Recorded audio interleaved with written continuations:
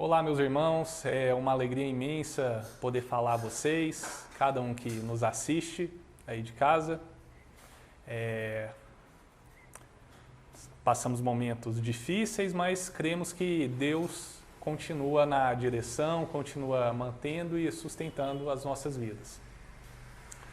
Hoje nós vamos falar um pouco a respeito do texto em Lucas capítulo 22, os versos 39 ao verso 46. Lucas 22, versos 39 ao 46. A Bíblia diz o seguinte: como de costume, Jesus foi para o Monte das Oliveiras, e os seus discípulos o seguiram. Chegando ao lugar, ele lhes disse: orem para que vocês não caiam em tentação. Ele se afastou deles e, numa pequena distância, ajoelhou-se e começou a orar.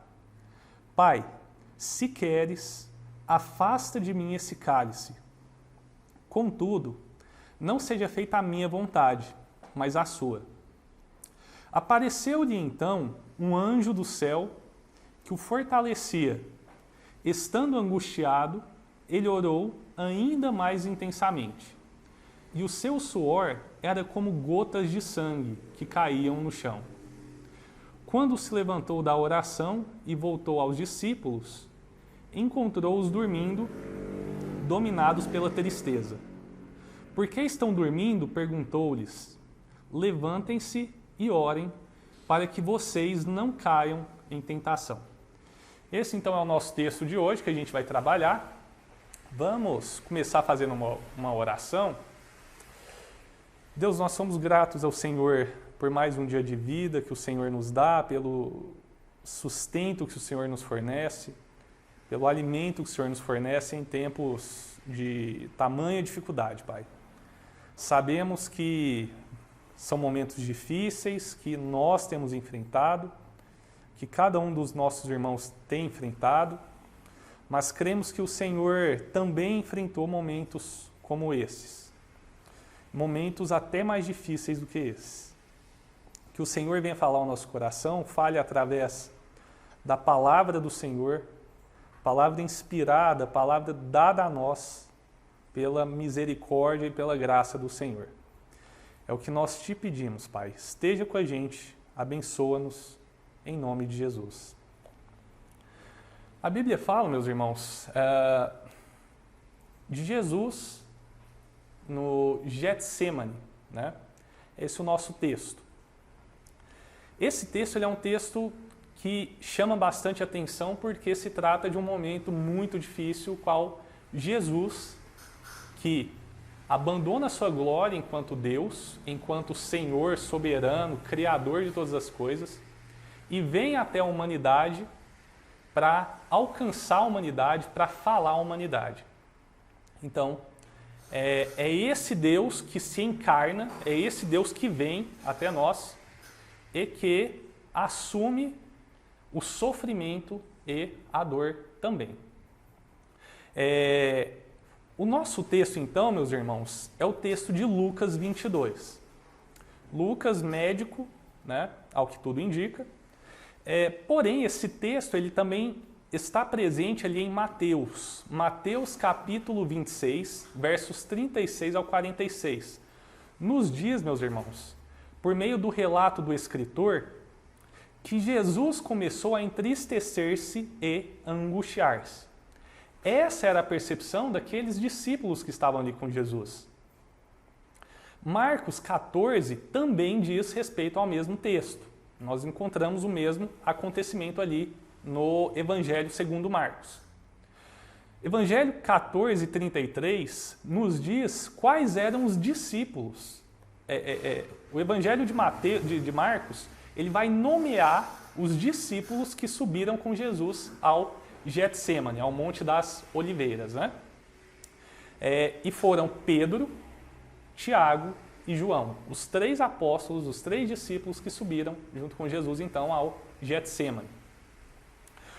O próprio Jesus afirma de forma clara o seguinte: minha alma, são palavras de Jesus, não mais um apóstolo, um discípulo falando, mas é a palavra do próprio Jesus. Jesus diz o seguinte: minha alma está profundamente triste, numa tristeza mortal. Isso está em Mateus 26, verso 38. Logo após, Jesus ele vai dizer o seguinte: meu Pai, se for possível, afasta de mim esse cálice. Contudo, não seja o que eu quero, mas como o Senhor quer, como tu queres.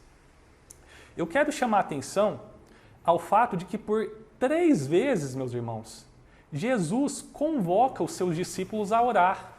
3 vezes, Jesus ele sai para orar, ele volta e os discípulos estão dormindo. Por 3 vezes, Jesus encontra os seus discípulos, os apóstolos, dormindo. Hoje, por meio das Escrituras, temos conhecimento do quadro histórico total. Jesus precisava morrer em nosso lugar. Essa era a única forma de sermos libertos do pecado. Entretanto, os sentimentos de Jesus naquele momento, enquanto homem e enquanto Deus, nos fazem perceber características humanas bastante intensas em Jesus. Naquele momento em específico, irmãos, Jesus passava por angústia e ansiedade por aquilo que haveria de acontecer. Quero chamar a atenção dos irmãos para outra questão. Enquanto os discípulos estavam debatendo quem seria o maior num suposto reino que eles acreditavam que Jesus viera para estabelecer, para resistir ao Império Romano e etc., enquanto os discípulos estavam debatendo sobre isso, Jesus ele sabia que os seus discípulos não tinham entendido absolutamente nada até aquele momento. Nós, hoje, temos conhecimento da história como um todo, do relato todo. Porém, os discípulos não tinham. A angústia de Jesus, meus irmãos, se dava pelas diversas possibilidades. Eu quero chamar a atenção dos irmãos para um outro aspecto importante. Muitos estudiosos se voltaram ao estudo dos sentimentos de angústia e ansiedade ao longo da história. Eles foram se questionar, eles foram debater o que seriam esses sentimentos que surgem nos homens. Nesse sentido, eu gostaria de citar um filósofo, Kierkegaard. Ele é um filósofo dinamarquês, filósofo e teólogo moderno, que ele afirma que em Jesus e em seu sofrimento, nós víamos um ser que se depara com as diversas existências possíveis. O espírito do sujeito seria, assim, responsável por harmonizar a alma, que seria os sentimentos, e o corpo. Por isso, essa seria uma das causas, então, desse espírito ter esse sofrimento, ter essa angústia, sofrer de certa forma. Essa harmonização ainda, segundo esse filósofo, somente seria possível por meio do desespero. Aí ele surge, então, com essa explicação do desespero, que seria o fato do ser humano se deparar com as diversas possibilidades de existência que se apresentariam a ele. Segundo ele, quando o ser humano, numa abordagem existencialista, filosófica, quando o ser humano se depara com as diversas existências da vida, ele se angustia por não saber qual caminho seguir.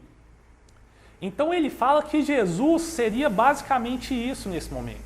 Ele fala que Jesus ele se depararia então com as diversas possibilidades de existência e que essas diversas possibilidades de existência produziriam angústia, sofrimento e desespero. E ele fala também que por meio da fé, o homem ele decide um dos caminhos dessa diversidade de opções, ele decide um caminho, ele precisa decidir por um desses caminhos e seguir esse caminho e que essa série de acontecimentos seriam responsáveis por produzir angústia no ser humano. É basicamente assim que esse filósofo ele vai tentar explicar esse sentimento. Tem algumas questões, entretanto, que é o seguinte: a angústia de Jesus, meus irmãos, ela não era isso. Não é o que esse filósofo está tentando explicar. Ela não se dava, a angústia de Jesus no Getsêmani, ela não se dava pela diversidade de possibilidades. de existência, como esse filósofo diz. Mas pelo fato de que ele sabia, irmãos, Jesus sabia, ele tinha certeza de tudo o que ele precisaria passar. Ele sabia que ele precisaria enfrentar a morte. Salmos capítulo 118, os versos 17 e 18, respaldam e fundamentam a fala de Jesus. O salmista diz, não morrerei. O salmista diz, não morrerei, mas vivo ficarei para anunciar os feitos do Senhor. O Senhor me castigou com severidade, mas não me entregou à morte. Era isso que Jesus tinha em mente. Jesus ele não estava angustiado por causa de uma série de possibilidades da vida, mas Jesus ele tinha certeza do que ele precisava passar. Para os irmãos terem uma certa noção do que se trata, esse teólogo, o que ele está defendendo, meus irmãos, é basicamente que quando você escolhe uma pessoa para se casar, você, de certa forma, se alegra, mas também se angustia. Por que você se angustia diante dessa necessidade? Porque, no fundo, você não saberia se a sua escolha seria a melhor escolha no meio de tantas possibilidades. A sua angústia seria produzida, então, justamente por isso. Mas Jesus, ele não está passando por isso. O que Jesus está passando, então, meus irmãos, é a angústia de saber que as suas ações trariam implicações para toda a eternidade. É essa a angústia de Jesus, de saber que ele precisaria morrer pelos nossos pecados e que ele precisaria ainda assumir a responsabilidade e enfrentar a ira de Deus em nome de toda uma humanidade. É por isso que Jesus se angustia. Esse acontecimento de Getsêmani, meus irmãos, ele nos leva a refletir e a percebermos em Jesus a nossa própria situação diante das crises pelas quais estamos passando. Quando nós olhamos Jesus no Getsêmani, quando nós olhamos Jesus agonizando, sofrendo, nós nos reconhecemos no nosso Salvador. Enfrentamos hoje momentos em que a morte tem sido frequente e tem ameaçado as vidas de pessoas importantes para nós. É com isso que nós nos deparamos. Eu gostaria de trazer um outro elemento, que é uma pesquisa publicada recentemente. Eles selecionaram pessoas aleatoriamente. Eles simplesmente chegaram e abordaram as pessoas de forma aleatória para fazer esses questionamentos, essas perguntas dessas pessoas. De acordo com essa pesquisa, por conta da pandemia, 20% dos entrevistados estariam fazendo uso de medicamentos para dor de cabeça ou dor no corpo e ansiedade. 20% dos entrevistados. Dor de cabeça, dores, né, ou no corpo, ou ansiedade. O serviço de auxílio, e isso me chamou bastante atenção, o serviço de auxílio por meio da fé, foi o mais solicitado, foi o serviço mais solicitado de acordo com as respostas de todas as pessoas abordadas. 32% dos entrevistados, 32%, falaram que precisaram de serviços relacionados à fé. É assim que a pesquisa aborda. São esses os termos que eles utilizam. Isso significou, de acordo com essa pesquisa, que esses 32% que precisaram de serviços relacionados à fé, significou, meus irmãos, que as pessoas precisaram mais de serviços relacionados à fé do que auxílio de médicos, pasmem. As pessoas precisaram mais de serviços de fé do que médicos, mais de nutricionistas, em terceiro lugar, nutricionistas, psicólogos, instrutores físicos e especialistas em meditação.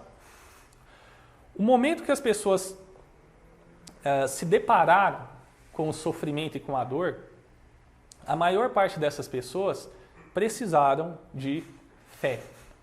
Precisaram de fé.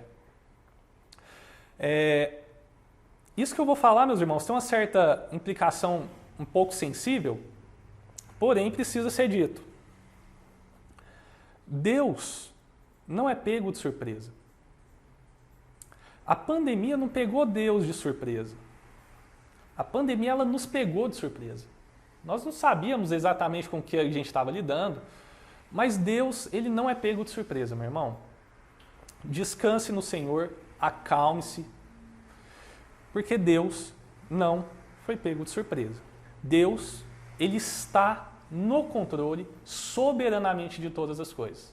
E quando a gente se depara com uma pesquisa dessa, em que a gente percebe que nesse momento as pessoas precisaram mais de fé do que de médico, nutricionista, psicólogos, instrutor físico e especialistas em meditação, nós começamos a entender, ainda que somente a história irá nos mostrar completamente, mas nós já começamos a entender os propósitos e o plano de Deus. Dado essa introdução, hoje nós iremos analisar, e eu quero analisar com os irmãos, 3 aspectos necessários para um bom relacionamento com Deus e que nos auxiliarão a enfrentarmos momentos de crise pelo qual estamos passando. Primeiro ponto que eu quero destacar com vocês, irmãos, é que Jesus, ele se afastou para orar. É isso que o nosso texto de Lucas 22 está nos dizendo. Jesus, ele se afasta para orar.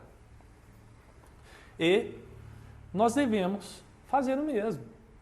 Jesus, então, se afasta para orar e, nessa atitude de Jesus, nós deveríamos aprender com ele e fazer o mesmo. Jesus sabia que precisava enfrentar a morte. Ele não foi pego de surpresa.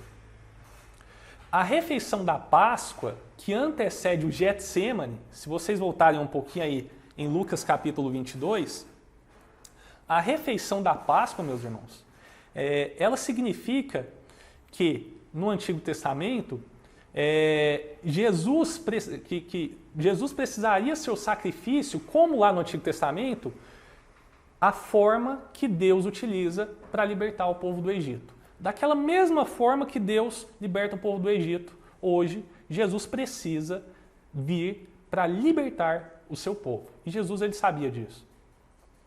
Ele sabia que não havia outra possibilidade. Ele precisaria enfrentar aquilo.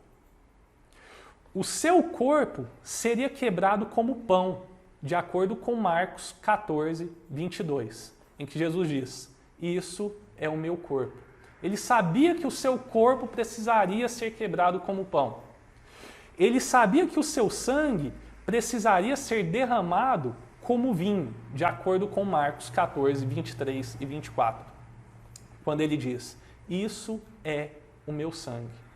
Logo anteriormente ao Getsêmani. Então, Jesus, ele precisaria ter o seu corpo quebrado como pão, ele precisaria ter o seu sangue derramado como vinho, por isso que ele diz: isso é o meu sangue e isso é o meu corpo. E o seu sacrifício apontava para a sua segunda vinda. Por isso que em Marcos 14, 25, Jesus diz: não beberei mais do fruto da vide até aquele dia em que o Senhor beber de novo no reino de Deus. Ele está falando aqui, ele está apontando para a segunda vinda de Cristo. Ou seja, ele não mais vai beber do vinho até o dia do Senhor, até a parousia, até a segunda vinda de Cristo, até a sua volta. Ele sabia que isso iria acontecer. Jesus sabia que não havia, meus irmãos, como pular etapas. Nós fazemos parte de uma geração que gosta de pular etapas. Nós gostamos das coisas rápidas, práticas. Nós pulamos etapas. Jesus, ele sabia que não tinha como ele pular essa etapa. Muitas vezes, tomados pelo medo, meus irmãos, queremos pular etapas. Quando enfrentamos momentos de crise, momentos de dificuldade, queremos, via de regra, pular esses momentos nas nossas vidas. questionaria aos irmãos: quem não queria, por exemplo, pular essa etapa que nós estamos vivendo? Jesus pediu força em oração ao Pai para não cair na tentação de fugir dos planos de Deus. Verso 41 e 42 de Lucas, tá? Ele sabia o que ele iria passar e ele pede forças ao Pai, porque ele precisava enfrentar isso. Ele diz o seguinte: Pai, se possível, tire isso de mim. Contudo, que não seja feita a minha vontade, mas a sua. Isso está em Lucas 22, verso 42. Jesus pediu para que Deus não deixasse cair em tentação. Ele sabia das lutas, das dificuldades, da morte que enfrentaria. E ele diz: não me deixe cair na tentação de abandonar tudo isso.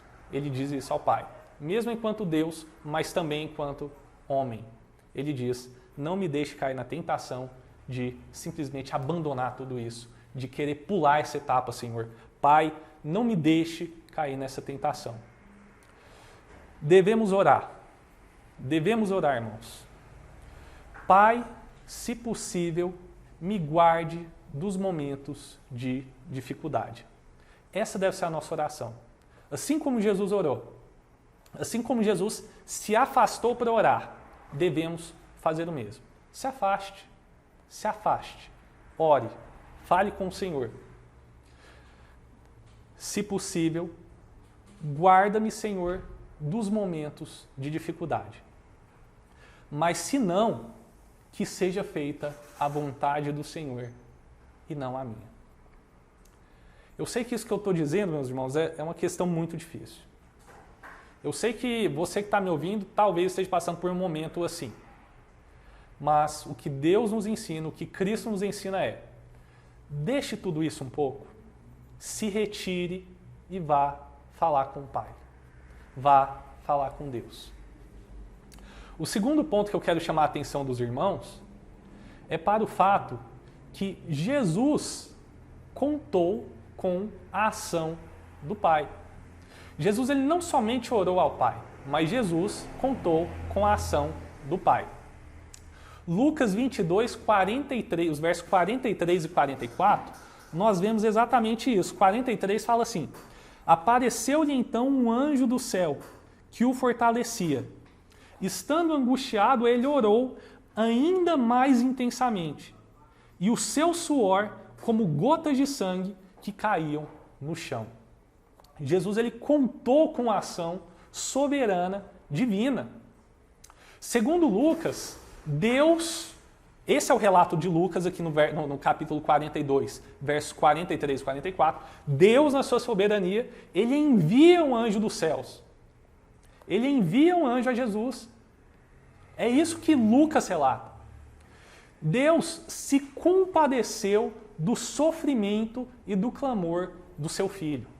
Deus ouviu o seu filho clamando. Enviou um anjo do céu para confortar Jesus. Irmãos, eu tenho completa certeza de que Deus pode fazer o mesmo por nós. Deus pode enviar anjos do céu para nos consolar, para nos fortalecer nesses momentos pelos quais passamos. O fortalecimento de Jesus ocorre mesmo em meio à angústia. Em meio à angústia, Deus envia o seu anjo para fortalecer Cristo. É isso que o texto está nos dizendo. É isso que o médico Lucas nos diz. Chegava ao ponto de expelir sangue pelos poros da pele. Fenômeno comprovado hoje, inclusive, cientificamente. A pessoa expele pelos poros da pele sangue. A ciência relata isso como uma condição extremamente rara e eles dão um nome a isso. Hematidrose, é isso que eles chamam. Que ocorre quando as veias capilares debaixo das glândulas se rompem e fazem com que o sangue se misture com suor. Isso até um tempo atrás era um pouco assustador. Falar que Jesus expeliu sangue pelos poros da pele. Mas hoje já sabemos que isso pode acontecer, inclusive cientificamente. Tem relatos disso que isso ocorreu. O que eu estou querendo dizer com tudo isso, irmão? Há um Deus que ouve, quando você clama em meio à angústia. Há um Deus que ouve quando você clama em meio à angústia. O mesmo Deus que consolou Jesus pode nos consolar hoje. O mesmo Deus que fortaleceu Jesus para enfrentar tudo que ele precisaria enfrentar, pode nos fortalecer, pode nos consolar também hoje. O Deus é o mesmo. O Deus que Cristo, aquele a quem Cristo clamou no seu momento de dificuldade, é o Deus que está esperando que nós também clamemos nos nossos momentos de dificuldade. Esse Deus é com você. Esse Deus é com você, irmão. Terceiro e último ponto. Jesus resistiu aos sentimentos e pensamentos contrários ao propósito de Deus.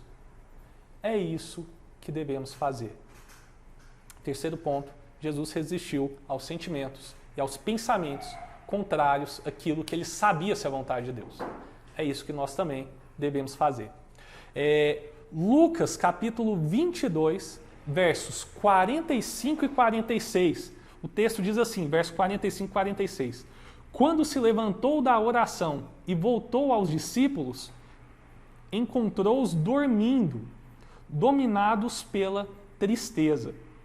Por que estão dormindo? Perguntou-lhes. Levantem-se e orem para que vocês não caiam em tentação. É isso que Jesus diz aqui, então, aos seus discípulos. Os discípulos Pedro, Tiago e João, meus irmãos, foram pegos dormindo, dominados pela tristeza. De acordo com o verso 45. Os discípulos foram repreendidos por Jesus. Eu quero chamar a atenção dos irmãos para o fato de que isso ocorre durante 3 vezes. Por 3 vezes, Jesus sai, se retira para orar, ele volta e os seus discípulos estão dormindo. Eles não sabiam o que haveria de acontecer. Como eu disse aos irmãos, eles não tinham nenhuma ideia do que estava por acontecer. Por conta disso, eles foram repreendidos por Jesus. O que eu quero questionar os irmãos é por quais razões aqueles discípulos dormiam? Por qual razão eles dormiam? Por qual razão eles não se voltaram para oração, para a busca de Deus no momento de dificuldade? Por qual razão? Por um simples motivo, irmãos. Por um simples motivo. Os discípulos, eles não conheciam os propósitos de Deus que se cumpririam em Cristo. Eles não tinham ciência do propósito de Deus. Eles não faziam a menor ideia do que estava acontecendo, das razões daquilo que estava acontecendo, do que aconteceria. Eles não tinham a menor ideia. Eles andavam com Jesus. Eles estavam na presença de Jesus, mas não entendiam a profundidade de tal relação. Os discípulos andavam com Jesus, eles estavam junto a Jesus, na presença de Jesus, mas eles não compreendiam a profundidade daquilo que estava acontecendo. Eles não sabiam a profundidade da sua relação com Cristo. Isso nos lembra ainda aqueles 2 personagens no caminho de Emaús, que eles conversam com Jesus ressurreto, dialogam com Jesus, porém, eles não percebem a grandeza daquele com o qual eles estão conversando. Nosso Deus, nosso Jesus, ele é o Senhor, Criador de todas as coisas. Ele é o Senhor, Rei, sustento, a base da história. Ele é aquele que dirige, que é soberano em toda a história. Somente Deus, meus irmãos, pode nos sustentar em meio às lutas e tentações. Somente Deus pode nos sustentar em meio às lutas e às tentações. É isso que eu percebo nos versos 45 e 46. Então, irmãos, a questão de Jesus é: por que vocês estão dormindo? Por que vocês não percebem a grandeza do propósito de Deus naquilo que está acontecendo? Voltem os seus olhos para o Senhor. Entendam a grandeza daquele que está falando a vocês. Entendam a grandeza daquele que se revela nas Escrituras. Entenda a grandeza do Deus soberano, Criador dos céus e da terra. É Ele quem rege a história. É Ele quem dirige todas as coisas. Nada escapa, nada ocorre por acaso que não seja da vontade e que não esteja nos planos de Deus. Nada ocorre assim. Todas as coisas estão debaixo dos propósitos, estão debaixo da vontade de Deus. Então, os discípulos dormiam porque eles não conheciam os propósitos de Deus que se cumpririam em Cristo. Andavam com Jesus, andavam na presença de Jesus, mas não entendiam a profundidade dessa relação. Irmãos, o seu Deus é o Senhor da história. O nosso Deus é Senhor soberano sobre todas as coisas. Nada escapa à sua vontade. É esse o Deus quem servimos. É esse o Deus quem adoramos. O Deus Senhor de todas as coisas. Que sabe, que rege, que domina todas as coisas. Eles andavam com Jesus, estavam na presença de Jesus, mas não entendiam o que estava acontecendo. Somente Deus pode nos sustentar em meio às lutas e tentações. Somente Deus, irmãos. Somente Deus pode nos manter firmes. Somente Deus pode abrir os nossos olhos para que vejamos a grandeza de tudo o que está acontecendo. Somente Deus pode nos levar a perceber a grandeza de tudo que está acontecendo. Somente Deus pode fazer isso. Precisamos entender racionalmente e emocionalmente que tudo está debaixo do propósito de Deus. Tudo está debaixo do propósito de Deus. Ao que cabe a nós, devemos buscar sempre nos relacionarmos com mais profundidade e compreender os mistérios divinos, por meio da relação com Jesus. Os mistérios divinos revelados em Jesus Cristo. Somente no relacionamento com Ele a gente pode compreender o propósito de Deus em meio a tudo aquilo que acontece hoje no nosso mundo, no nosso país, na nossa cidade. Somente nos relacionando com Deus, somente nos aproximando a Jesus, podemos compreender tudo o que o Senhor está fazendo. Nós vamos compreender, irmãos, que as lutas não nos seguem, que as lutas não nos levem a dormir diante da situação, mas que possamos nos retirar, nos voltarmos ao Senhor, que possamos ter certeza que Deus responderá, que Deus enviará consolo, que Deus nos fortalecerá. E que possamos, meus irmãos, resistir os pensamentos e os sentimentos contrários à vontade de Deus. O que eu quero convocar os irmãos a fazer é aprofunde a sua relação com o Senhor. Se dedique à oração. Desligue um pouco a televisão, desligue um pouco o celular, desligue um pouco tudo, se retire para falar com Deus. Esteja sensível àquilo que Deus está nos mostrando.